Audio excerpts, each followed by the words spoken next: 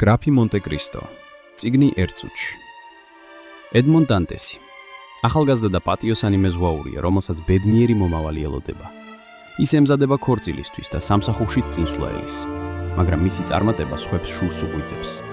ტყუილი ბრალდებით მას აპატიმრებენ და ჩააგდებენ იფის ციხის ბნელ კედლებში, სადაც 20 წლიანი ტანჯვა ელოდება.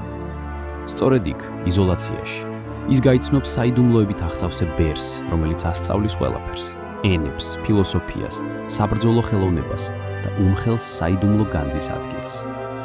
ბერის სიკვდილის შემდეგ დანტესი გარბის, პოულობს განძს და ახალი სახით ბრუნდება სამყაროში, როგორც გრაფი მონტე-კრისტო, დაუჯერებლად მდიდარი და გავლენიანი ადამიანი.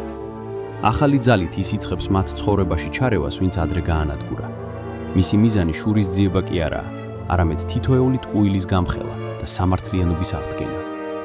ესაა ისტორია კაცზე, რომელიც ბნელში დაეცა, მაგრამ იქიდან უკვე ძლიერი და დაუმარცხებელი გამოვიდა.